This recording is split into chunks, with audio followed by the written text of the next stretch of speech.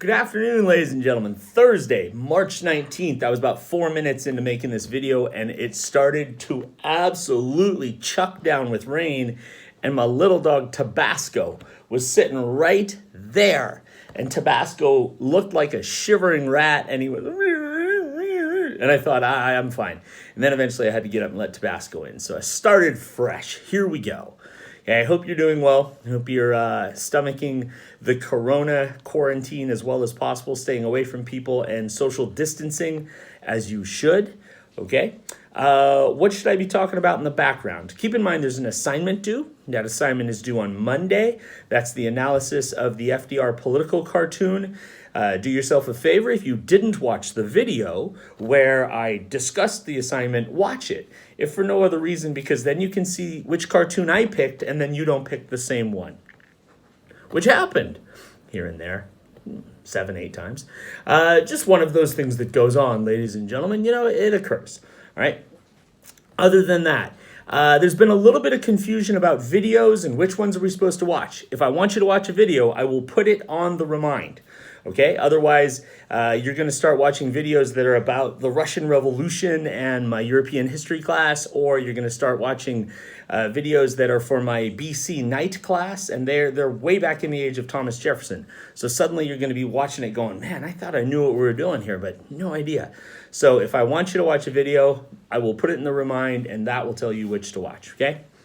For today, for this video, I would like us to talk about the end of the second page of the study guide, which will pick up with how did the New Deal aid life for laborers and labor unions, and then that's going to go through the bottom of the second page. I've got my slides here, okay, so if I cheat and look there once in a while, that's that. I also have a copy of the speeches that I gave you. I want to talk about those a little bit in the process of discussing the day. So if you don't have those, pause the video, and then come back and get the paper, bring it over here, and then you've got it to watch, okay? You can follow along. All right, ready to roll? Let's boogie, okay? New Deal for labor. One of the groups that's going to be the most supportive of Franklin Roosevelt is workers, blue-collar workers. When we say blue-collar, we mean hourly paid, artisan-type workers. Generally speaking, those are people who are big fans of Franklin Roosevelt because he has done so much to try and aid the job sector of the economy. Now, overall, we're going to see Roosevelt add a national minimum wage. At the time, only 25 cents an hour. That number goes up very quickly within the 1930s to 30, and then later on 35 cents an hour. And then once we get into World War II, we're going to see wages go up quite a bit. So the average working person in America is doing much, much better at the latter half of the 1930s than the earlier part of the 1930s. Thank you, Franklin Roosevelt. On top of that, the right of workers to unionize and to collectively bargain as a union. Up until now, that's not something that had been a stated privilege of labor unions. The right to sit down as a group and collectively negotiate with ownership. That's something that becomes big as a result of Roosevelt and his push for labor during the New Deal. Now, Teddy Roosevelt had done some good things for labor as well when he recognized the rights of the union. But this is an official recognition that unions have a right to operate as unions do. That is to say, collective bargaining, the right of a union to represent a group of people in one set negotiation. Okay. Lastly on here, I mention a new squad in town, the CIO, the Congress of Industrialized Organizations. I've tripped on that word about 4 times today. Organizations. I even stared at that to try not to miss it, and I still did it. Okay. The CIO, as we call them, are different from the AFL. Let's go back for a moment. The AFL, the existing American Federation of Labor, was generally interested in skilled laborers, generally went after people who were European-based males. Okay, the CIO is going to find more recruits among the non-unionized workers of other groups. That is to say, women, minorities, unskilled workers, and they're going to build up this huge labor union voice. Now that unions have more power, it makes sense to have more than one major union. Now, what will we see eventually? In 20, 25 years in our study, we'll see one big Uber union called the AFL-CIO, which still exists today. The AFL-CIO, huge part of the organized labor movement today as well, okay? Now, the 1936 election, ladies and gentlemen, and hopefully you're looking at the slides, but in case you're not looking at the slides, Have a look at that right there. I don't know if I did that the right way or turned it the wrong way or what, but if you haven't seen that slide, in 1936, Franklin Roosevelt absolutely clobbers poor Alf Landon. I put a picture of Alf on here. There's Alf. Look how sad that cat is. Alf Landon had been the governor of Kansas. He was a well-respected national Republican, and he got hammered in 1936. Look at that. Electoral College vote, 1.5% for Alf Landon. Now, a little bit of weirdness on Alf Landon. Landon made 0 public appearances after he was chosen as his party nominee 2 months before the election. Not a good way to win, Alf. Alf was an outspoken critic of the New Deal, but it was tough to argue with things. Roosevelt had done a lot of good stuff. The Republicans, unfortunately, were still lingering on the image of Herbert Hoover, and Franklin Roosevelt was firecracking along. Look at him. Lost 2 states, Vermont and Maine. I'm not exactly sure why he loses those 2 states, but Alf Landon doesn't do well overall. Okay. Interestingly enough, I was reading about Landon yesterday. He lives a life of 100 years. And actually, at his 100th birthday party, Ronald Reagan is there as president. Gives you a sense of how long the man's going to live, although he never ran for another political office after this shellacking. Okay.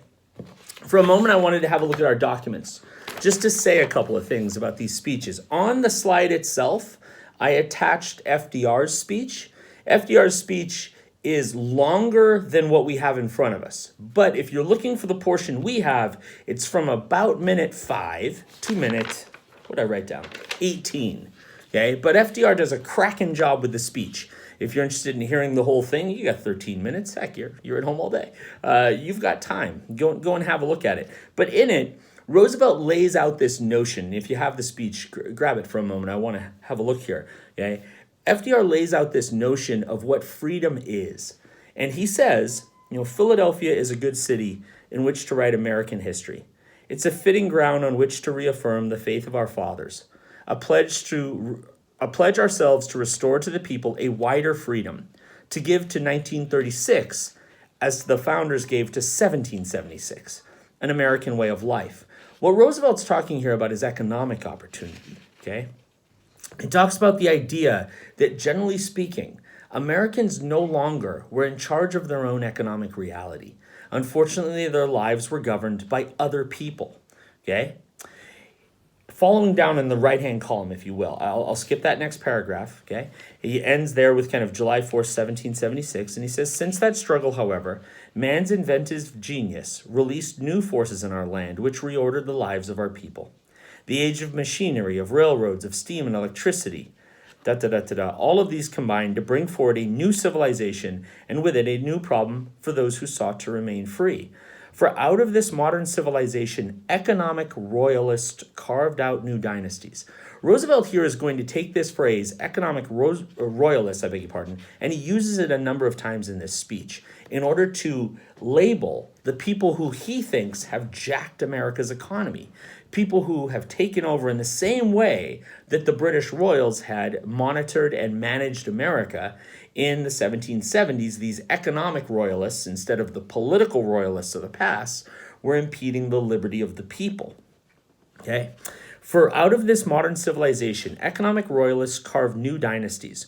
New kingdoms were built upon concentration of control over material things. Through new uses of corporations, banks, and securities, new machinery of industry and agriculture, of labor and capital, the whole structure of modern life was impressed into this royal service. That in essence, you didn't work for yourself anymore. That Jeffersonian ideal of a person who worked for themselves, who owned land, that's gone. You work for somebody else. They're the ones who own your economic life. And because of it, you lack liberty and freedom, okay, in an essential way. Flipping the page. At the end of this next paragraph, Roosevelt says, they created, the economic royalists that is, they created a new despotism and wrapped it in the robes of legal sanction. In its service, new mercenaries sought to regiment the people, their labor, and their property. And as a result, the average man once more confronts the problem that faced the Minuteman. The hours, my phone is saying it's low on battery. Let me just click it right there. Sorry. Okay. The hours men and women worked, the wages they received, the conditions of their labor, these had been passed beyond the control of the people. In other words, out of their control. and beyond the control of the people, and were imposed by this new industrial dictatorship. Oh, strong language there. The savings of the average family, the capital of the small businessman, the investments set aside for old age, these were tools with which the new economic royalty used to dig itself in. Okay, he skips down here, and he says, in essence, for too many of us, the political equality we once had won was meaningless in the face of economic inequality. A small group had concentrated into their own hands an almost complete control over other people's property, other people's money, other people's labor, other people's lives. For too many of us, life was no longer free, liberty no longer real, men could no longer follow the pursuit of happiness.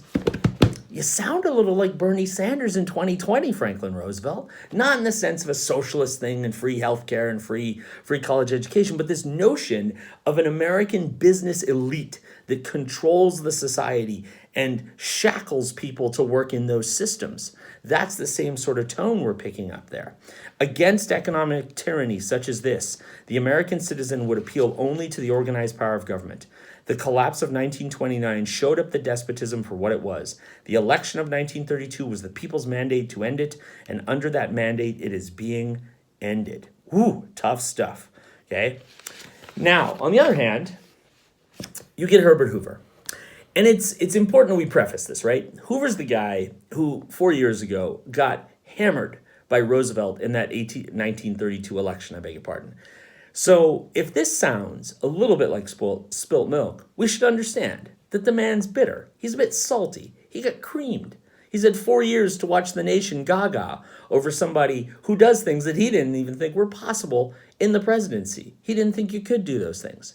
So when he shows up at the 1936 convention, the one where they nominate Alf Landon, a guy, by the way, who he didn't like, Hoover and Landon had famous personal, not fisticuffs, but they didn't like each other. Okay, but that's beside the point, Holiday.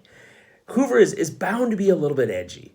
Okay, what he says here, though, makes some sense. And the reason I preface it that way is we want to love Roosevelt. We want to be like, of course, that's what we should do. We should spend money, Franklin Roosevelt. That's of course what we should do. Even Donald Trump's about to do it for the coronavirus stuff. Everybody gets $1,000 checks. Here we go. But what Herbert Hoover has to say rings true. Okay, so as much as you want to look at him as grumpy and spoiled milk, you should say, or spilled milk. Spilt milk? Spilt milk, yeah. You should understand that the man has some points to him, okay? He starts out and he talks about how he feels as though the New Deal is misguided. Top of the third page here. I have given about 4 years to research into the New Deal, trying to determine what its ultimate objectives were, what sort of a system it is imposing on this country. To some people, it appears to be a strange interlude in American history, in that it has no philosophy, that it is sheer opportunism, that it is a muddle of a spoil system, of emotional economics, of reckless adventure. Oh, hot take. Okay, of unctuous claims to a monopoly of human sympathy. Wow, hot stuff. Okay, of greed for power, of a desire for popular acclaim, and an aspiration to make the front pages of the newspapers. He's saying that Franklin Roosevelt just wants to be popular. Wow, hot stuff, dude. He goes on to say, to other people, it appears to be a cold-blooded attempt by starry-eyed boys to infect the American people by a mixture of European ideas flavored with our native predilection to get something for nothing. Woo! On fire! Hoover calling Franklin Roosevelt some sort of half-baked European socialist trying to act like you're an American. Hoover's mad, okay? He goes on, right? Skip a paragraph. We have seen these gigantic expenditures and this torrent of waste pile up a national debt, which 2 generations cannot repay. He ain't wrong, right? Keep in mind, he's not wrong. One time I told a Democratic Congress that, quote, you cannot spend yourself into prosperity. Hoover is saying you can have all the Keynesianism you want, but it's not going to make you richer. It's just going to make a bigger pile of debt. You'll feel good right now, but man, it's going to hurt in the long run. You recall that advice did not take then. It hasn't taken yet. Billions have been spent to prime the economic pump. It did employ a horde of paid officials upon the pump handle. We have seen the frantic attempts to find new taxes on the rich, yet 3/4 of the bill will be sent to the average man and the poor, I beg your pardon. He and his wife and his grandchildren will be giving a quarter of all their working days to pay taxes. Say it again. He and his wife and his grandchildren will be giving a quarter of all of their working days to pay taxes. In other words, you're working for the federal government now. That's what you bought. You like the New Deal? Fine. It gave you a job? I understand. You like Social Security? Cool. You're working for the government 1 day out of 4, whether you like it or not. Hoover's bringing it. Freedom to work for himself exchanged into a slavery of work for the follies of government. As I said, you can discredit him if you want, but he's got some points. Flipping it over, Herbert. Okay. Oh, last paragraph here. I want to read this one. Great calamities have come to the whole world. These forces have reached into every calling and every cottage. They have brought tragedy and suffering to millions of firesides. I have great sympathy for those who honestly reach for shortcuts to the immensity of our problems. While design of the structure of betterment for the common man must be inspired by the human heart, it can only be achieved by the intellect. It can only be builded by using the mold of justice, by laying brick upon brick from the materials of scientific research, by the painstaking sifting of truth from the collection of fact and experience. Any other mold is distorted. Any other bricks are without straw. Ooh, nice analogy. Okay. Any other foundations are sand. That great structure of human progress can be built only by free men and women. He finishes off by talking about the fact that fundamental American liberties are at stake for both men, for Roosevelt and Hoover.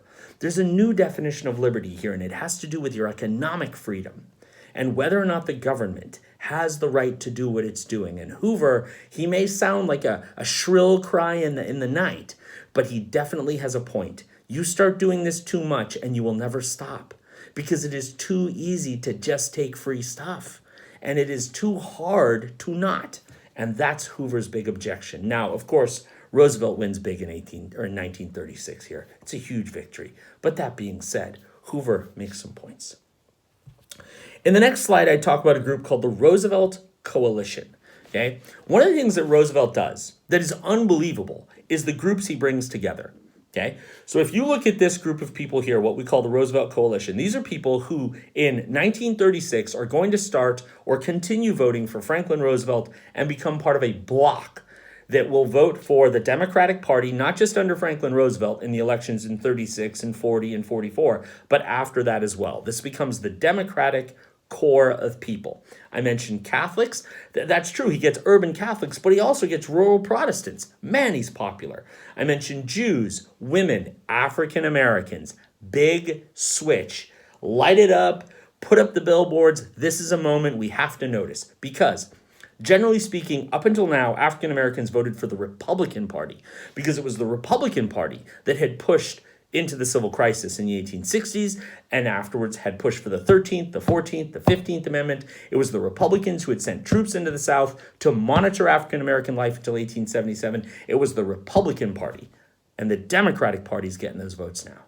Generally speaking, the Republican Party had not done much for African-Americans in the 1920s. And let's be fair, nobody had gotten much off of the government in the 1920s. But African Americans in particular felt as though the government should have done more to aid them. They didn't. Franklin Roosevelt brought that assistance, and with it, the African American vote goes Democratic. That's the beginning of it, and it stayed pretty strong that way through. Now, here's the weird bit, right? I talk about weird coalitions, right? That Roosevelt has urban Catholics and rural Protestants. Here's what's odd. He has, at this point, African Americans, not just northern ones, but southern ones when they're allowed to vote. Not a ton, right? But northern African Americans primarily, and southern whites who are Dixiecrats, hardcore, anti-change. We hated Reconstruction. We believe in an unequal Jim Crow society. That is a weird dynamic. The Democratic Party, starting here in 1936 with Franklin Roosevelt, starts walking a bit of a tightrope, because it's going to have to figure out over time, how do we obey two strong voting blocs? How do I live up to the mantle that is the African American voter and also the Southern white voter? Because eventually that can't hold. While the issue is economic reform, I can do that. While the issue is the war, that's next, I can do that. When it turns to civil rights, there's going to be a problem. And the Democratic Party is going to have to make a choice there. Okay? But for now, he's kind of running both sides. Last couple slides here. And Roosevelt's going to get a little bit big-headed. And that'll happen to you. You look at that last election. Roosevelt's like, that's the win. Drop the mic. Now, technically, this should be his last term, right? It's his second term. But if you know anything about how this runs out, Roosevelt's got 2 more coming behind him, which isn't unconstitutional at this point. And Roosevelt's going to say when he gets to 1940 that the crisis of the moment demands him to do something. But let's be fair. This is supposed to be your second term, what we sometimes refer to as the lame duck term, when we look at you and go, okay, you have ideas, but you had your 4 years. We're not going to give you much in this second run. Roosevelt comes out of the gate hot, okay, especially looking to do something about the Supreme Court. So this is our next slide, what we call here court packing, and it's a failure. Here's what Roosevelt says. I think that a lot of the Supreme Court justices are overworked. Overworked, you say? 6 of them, in fact, are over the age of 70. Here's my proposal. What if, just hypothetically, we could take every judge over the age of 70 and relieve their duty by adding 1 additional judge to the court for each one over the age of 70 in order to lower their workload.